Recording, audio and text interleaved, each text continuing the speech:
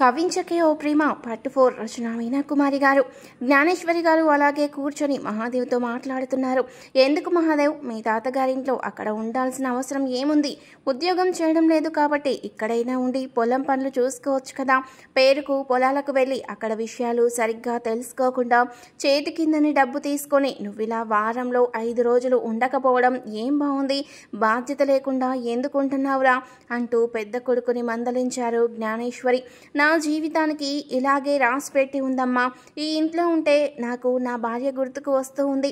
మహాలక్ష్మి ఆలోచనలతో నేను ఉండలేకపోతున్నాను అంటున్న కొడుకు వైపు చూసి, ఇన్ని సంవత్సరాలైనా నువ్వు మహాలక్ష్మిని మర్చిపోలేకపోతున్నావా? తీరు మారుతుంది అని కదా నల్లిని నీకు ఇచ్చి పెళ్లి చేశాను అన్నారు జ్ఞానేశ్వరి గారు. పెళ్లి చేయగలుగుతారు కానీ అమ్మ, మనసులు కలపగలుగుతారా? నా మనసుకు అది కరెక్ట్గా అనిపించదు. నల్లి ప్రవర్తన చాలా చిత్రంగా ఉంటుందన్నాడు మహాదేవ్. ఏమో, అది చీటికి మాటికి పుట్టింటికి వెళ్తూ ఉంది.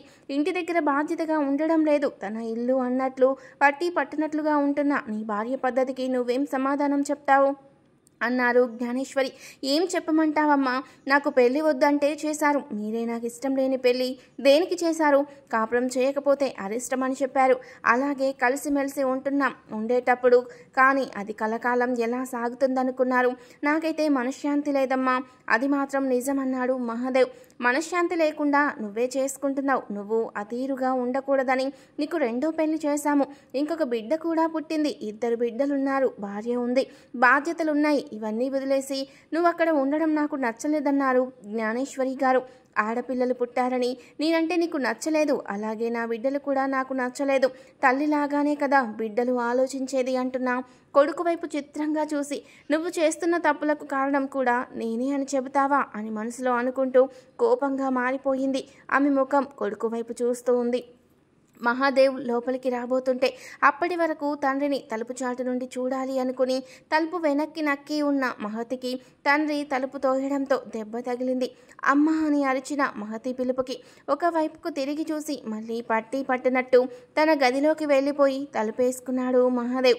మహర్షి నవ్వుతూ ఉన్నాడు. ద్రౌపదీదేవిని గుర్తు చేస్తూ కళ్ళనీళ్లు తెప్పించే అందరికీ తల్లి ఎవరు అంటూ ప్రశ్నిస్తున్న మహర్షి వైపు స్నేహితులంతా చూసి నవ్వేశారు. మహర్షి అడుగుతుంటే, ఏమోరా బాబు చెప్పు, అలాంటి లాజిక్ ప్రశ్నలు చెప్పాలంటే జవాబులు నువ్వే చెప్పాలి అంటూ ఉంటే కాలేజ్ క్యాంపస్లో ఆ పక్క నుండి వస్తున్న కాలేజ్ బ్యూటీ సృజన, ఉల్లిపాయ కదూ మిస్టర్ మహర్షి అంటూ నవ్వింది. ఉల్లిపాయ అని చెబితే సరిపోతుందా? ఎందుకో చెప్పాలిగా అంటూ ఉంటే, ఏముంది, కళ్ళనీళ్లు తెప్పించే తల్లి ఉల్లిపాయ అంటున్న సృజన వైపు చూసి, అది కాదు, ద్రౌపదీదేవిని ఎందుకు గుర్తు చేస్తుంది? ఉల్లిపాయకి ఉన్న పొరలు అదే ద్రౌపది వస్త్రాభరణం. అప్పుడు శ్రీకృష్ణ పరమాత్ముడు ఆమెకు చీరలు ప్రసాదించాడు కదా, ఆ విధంగా పొరలు పొరలుగా ఉంటుంది ఉల్లిపాయ. ఉల్లి చేసే మేలు తల్లి కూడా చేయదంటారు కాబట్టి ఉల్లిపాయను తల్లితో పోల్చాను. అటువంటి ఉల్లిపాయలు కట్ చేస్తున్నప్పుడు అందరికీ కళ్ళల్లో నీళ్లు వస్తాయి కదా, ఇంతేగా అన్నాడు నవ్వుతూ మహర్షి. చూడడానికి రాకుమార్లా ఉంటూ అందరి మనసులు దోచుకుంటుంటాడు. మెస్మరైజ్ అయిపోయేలా ఉంటావు బాబు. అసలు నిన్ను చూస్తుంటే అని నవ్వుతూ ఉన్న సృజని వైపు చూసి మరి కాస్త ఓవర్గా డైలాగ్స్ కొడుతూ అందరినీ నవ్విస్తున్నాడు మహర్షి. చదువు పూర్తయిపోయింది. క్యాంపస్ సెలక్షన్లో ఉద్యోగం కూడా వచ్చింది. నాకన్నా ఒక 6 నెలలు పెద్దవాడని తెలిసింది. ఖచ్చితంగా అడిగేసేయాలి. నేను తనను ప్రేమిస్తున్నాను అని చెబుతాను. తప్పేముంది? ఆ చూపులు తనను పదే పదే తాకుతూ ప్రేమగా అలరిస్తుంటే తప్పించుకోలేడు ఈ మహర్షి. నా నుండి పేరుకి మహర్షి అయినా మహామాయ చిత్రాలు చూపిస్తూ ఉంటాయి అతని కళ్ళు అని నవ్వుకుంది సృజన. తన తండ్రికి కాబోయే అల్లుడు ఉన్నవాడై ఉండాలి, ఉద్యోగస్తుడై ఉండాలి, చదువుకున్నవాడై ఉండాలి, అందగాడై ఉండాలి, అన్ని క్వాలిటీస్ ఉన్న మహర్షిని అందుకే తను కోరుకుంది.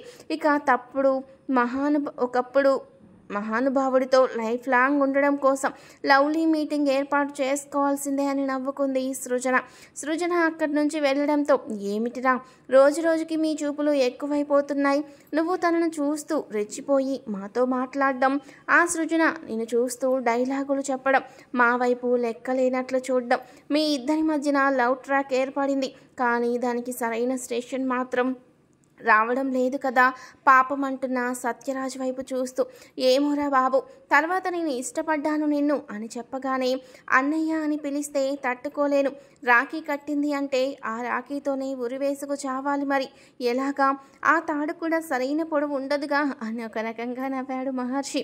తన మనసులో ప్రేమ ఉంది అన్నట్లు తెలుస్తుంది, కానీ బాగా ఉన్నవాళ్ళు ఒక్కగానొక్క కూతురు వాళ్ళ నాన్నకు నేనల్లుడిగా నచ్చుతానంటావా అన్నాడు మహర్షి. కాలేజీకి డొనేషన్స్ ఇస్తూ వస్తూ పోతూ ఉంటారు సృజన వాళ్ళ నాన్నగారు జగన్నాథం గారు, అందుకే అందరికీ తెలుసు.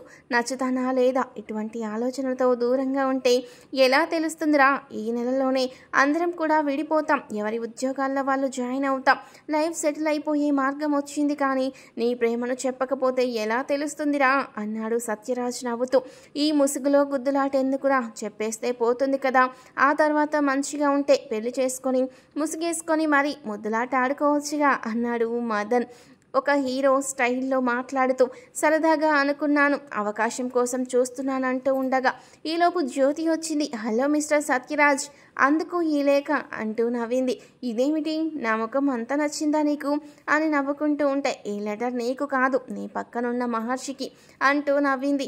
మహర్షి వైపు చూస్తూ, అందరూ నిన్ను ప్రేమించే వాళ్ళే, నీకు ఉత్తరాలు ఇచ్చే వాళ్ళేరా బాబు అంటూ ఉన్న వాళ్ళందరి వైపు చూస్తూ, ఉత్తరం రాసింది నేను కాదు బాబు, రాసింది నా స్నేహితురాలు సృజన, అది కూడా ఈ మహర్షికి అందించింది, సందేశం మాత్రం నేనే, కేవలం లవ్ లెటర్స్కు పోస్ట్ ఉమెన్ లాగా వర్క్ చేశానంతే అంటూ నవ్వుతున్న జ్యోతి వైపు చూసి అందరూ నవ్వేశారు. మౌనంగా ఉన్న ప్రేమ, నవ్విన ప్రేమ, పలకరించిన ప్రేమ, 10 మందిలో ఉన్న నీలో ఉన్న ప్రేమ, నిన్నే చూస్తుంది ప్రేమ అని నవ్వుతూ చెబుతున్న కవిత వింటూ అందరూ జ్యోతిని చూసి చప్పట్లు కొట్టారు. వారెవ్వా, ఏం కవిత అంటూ నవ్వేశాడు మహర్షి. ఈ లెటర్ ఇచ్చిన వాళ్ళే ఈ కవితను కూడా చెప్పమన్నారు అని చెప్పి నవ్వింది జ్యోతి. సందేశం త్వరగా ఇవ్వండి, రేపు సాయంత్రం ఎవరి గమ్యాలకు వారు చేరుకుంటారు కదా అని చెప్పి వెళ్ళిపోయింది జ్యోతి. లెటర్ ఓపెన్ చేశాడు మహర్షి. అందరినీ తప్పించుకొని తన రూమ్లోకి వచ్చి తలుపులేసుకొని మరి, హాయ్ మహర్షి, నీ పక్కనే ఉండి మాట్లాడుతున్నట్లు భావించి చదువుకో మరి, అందుకే అలా పలకరించాను, I love you so much.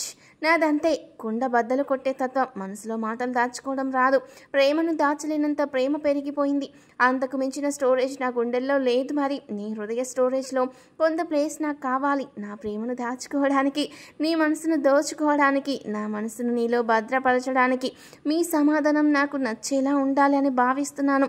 Srujana. Love letter ఎంత స్వీట్గా రాస్తున్నారే బాబు, I love you so much Srujana, నువ్వంటే నాకు చాలా ఇష్టం, ఇన్నాళ్ళు నువ్వు నా పట్ల ఆసక్తిగా చూస్తున్నట్లు, నా మాటలు శ్రద్ధగా వింటున్నట్లు గమనిస్తున్నా కూడా, నేను ప్రేమించాను అని చెబితే నువ్వు నాకు ఎక్కడ రాఖీ కట్టి అన్నయ్య అని పిలుస్తావు అన్న భయంతో ఇన్నాళ్ళు అలా ఉండిపోయాను. నిజమే, మరికొందరికి అలా రాఖీ కట్టావు నువ్వు, నాకు తెలుసు. ఇప్పుడు నువ్వు పూర్తిగా లైన్ క్లియర్ చేసావు కాబట్టి ఎటువంటి అభ్యంతరాలు హామీలు లేకుండా పూర్తి భద్రంగా నా గుండె స్టోరేజ్లో నీ ప్రేమను దాచుకోవచ్చు. I love you two. నువ్వు కూడా అలాగే నీ గుండెల్లో లాకర్లో ప్లేస్ నాకు అప్పగించాలంటూ చాలా హుషారుగా నవ్వుతూ బెడ్ మీద వాలి ఆనందంగా అటు ఇటు ఉరికే వయసు. ఉత్సాహంలో సంతోషపడిపోయాడు మహర్షికి ఫోన్ మోగడంతో ఫోన్ లిఫ్ట్ చేశాడు. అమ్మ ఫోన్ చేసిందనుకొని పైకి లేచి కూర్చుని ఎలా ఉన్నారు అంటూ అడుగుతున్న మహర్షి మాటలకు, ఫోన్ చేస్తే గాని ఎలా ఉన్నారు అని అడిగే కొడుకువి, చాలా గొప్ప విషయం బాబు, ఏమిటి సెలవులు ఇచ్చినా ఇంటికి రాలేదని అడుగుతున్న తల్లి మాటకు, లేదమ్మా ఇంటికి వస్తే చదువుకోలేను, ఆఖరి ఎగ్జామ్ కదా, అందువల్ల ఇక్కడే ఉండిపోయానని చెప్తున్న మహర్షి మాటకు, నిజం చెప్తే పర్వాలేదు, అబద్ధం చెప్తే ఊరుకొనని గట్టిగా చెప్పారు జ్ఞానేశ్వరి. అసలు ఆ ఇంటి వాతావరణం మహర్షికి నచ్చదు. ఇంటర్ చదివేటప్పటి నుంచి కూడా ఎక్కువగా బయట హాస్టల్స్లో ఉండడమే అలవాటు మహర్షికి. కాసేపు మాట్లాడి ఓకే అమ్మా వర్క్ ఉందని ఫోన్ పెట్టేసి మంచం మీద వాలి ఆ లెటర్ చదువుతూ ఉన్నాడు. మళ్ళీ మహర్షి. తర్వాత ఏం జరిగిందనేది నెక్స్ట్ పార్ట్లో తెలుసుకుందాం. వీడియో నచ్చితే తప్పకుండా లైక్ చేసి తప్పకుండా సబ్స్క్రైబ్ చేసుకోండి. Thank you for watching.